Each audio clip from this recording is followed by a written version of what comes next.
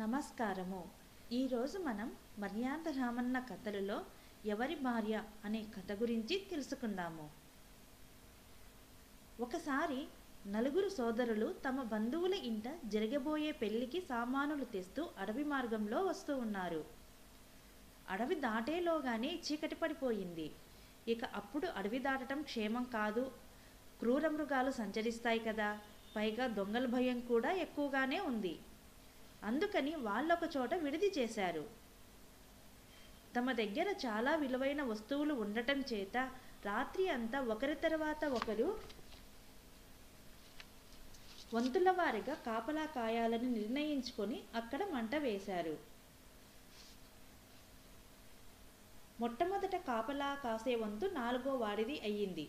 మిగిలిన ముగ్గురు ప్రయాణపు అలసటతో గాఢంగా నిద్రపోతూ ఉంటే అతనొక్కడు మాత్రం ఒంటరిగా మేల్కొని ఉన్నాడు.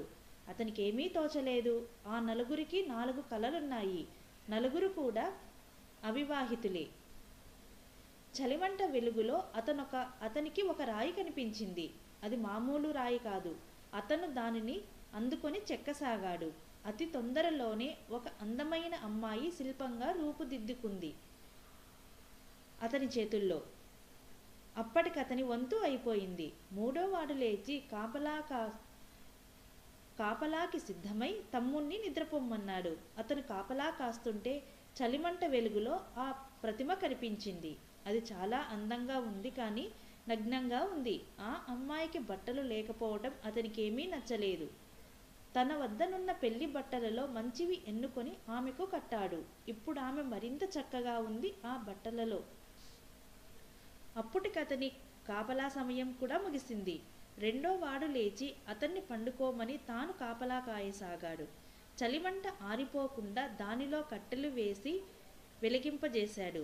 ఆ మంటల కాంతిలో అతని కాకన్య బొమ్మ కనిపించింది. ఆ ప్రతిమను చూసేసరికి అతనికి ముచ్చటేసింది. ఇంత చక్కని దానికి నగలు అలంకారాలు లేకపోతే ఎలా? బోసిగా ఉండదు అనిపించింది. అంతే. అతను తన వద్ద ఉన్న పెళ్లి నగలు తీసి ఆమెకు అలంకరించాడు. బొమ్మ నుదుట తిలకం దిద్దాడు. బుగ్గ మీద చుక్క పెట్టాడు. తన కాపలా సమయం అయిపోవటంతో పెద్దవాడిని లేపి తాను నిద్రపోయాడు. అతను కాపలా కాస్తూ ఆ బొమ్మని చూశాడు. అతనికి మతిపోయినంత పని అయింది. ఎంత చక్కగా ఉంది! దివ్య సుందర విగ్రహం, ఖరీదైన వస్త్రాలు, అలంకారాలు, తిలకం, బుగ్గన చుక్క. ఎంతో మనోహరంగా ఉన్న ఈమెకు ఒకే ఒక్క లోటు, అది ప్రాణం. తన చేతిలో పనేగా అనుకుంటూ ఆ అందాల బొమ్మకి ప్రాణం పోశాడు. బొమ్మకు చైతన్యం వచ్చింది. పెళ్లికూతురు వేషంలో ఆ ఆడపిల్ల అత్యంత సుందరంగా ఉంది. అప్పటికి తెల్లవారిపోయింది. మిగిలిన ముగ్గురు కూడా మేలుకున్నారు. ఆమెని కల్లారా చూశారు. 4 అన్నదమ్ములు ఆమెని ప్రేమించారు. నా భార్య అంటే నా భార్య అని 4 కొట్టుకోసాగారు. ఎంతకీ తగాదా తీరలేదు. చివరికి వాళ్ళు రామన్న దగ్గరికి వచ్చారు తగవు తీర్చమని. నేను శిల్పంగా చెక్కి ఉండకపోతే రాయిగానే మిగులును కనుక ఆ అమ్మాయి నాకే చెందాలి అన్నాడు చిన్నవాడు. నేను బట్టలు ఇచ్చాను కనుక నేను ఆమె భర్త కావాలి అంటాడు 3వ వాడు. నేను ఆమెకు నగలు అలంకరించాను, అందుచేత ఆమె నాకు భార్య కావాలి అన్నాడు 2వ వాడు. ఎవరేం చేసినా ప్రాణం పోసింది నేను. ప్రాణమే లేకపోతే ఆమెనెవరూ ప్రేమించేవారు కాదు, పెళ్లాడాలనుకునేవారు కాదు. కనుక నాకే చెందాలి ఆమె అన్నాడు పెద్దవాడు. రామన్న వారి మాటలు అన్నీ విన్నాడు. సభలోని వారికి 4 మాటలు సబబుగానే అనిపించాయి. రామన్న ఏమి చెబుతాడా, ఈ చిక్కు సమస్యను ఎలా పరిష్కరిస్తాడా అని ఆత్రంగా ఎదురు చూస్తున్నారు. రామన్న ఒక్కసారి 4 సోదరుల వైపు చూశాడు. ఆ అమ్మాయి వైపు కూడా చూశాడు. అతనికి పరిష్కారం చిక్కినట్లు అనిపించింది. సభని, ఆ సోదరులని ఉద్దేశించి ఇలా చెప్పాడు. శిలను శిల్పంగా తీర్చిదిద్దినవాడు గురువు అవుతాడు. గురువు శిష్యురాలిని వివాహం చేసుకోరాదు.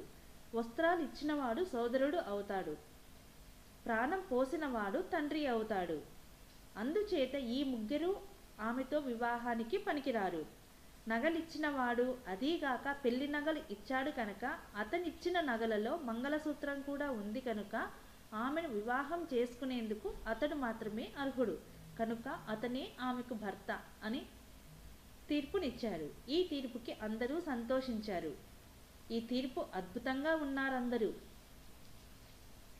ఇదండి మర్యాద రామన్న కథలలో ఎవరి భార్య అనే కథ గురించి తెలుసుకున్నారు కదా. వచ్చే వీడియోలో మరొక కథతో మీ దగ్గరికి వస్తాను. అంతవరకు ధన్యవాదములు.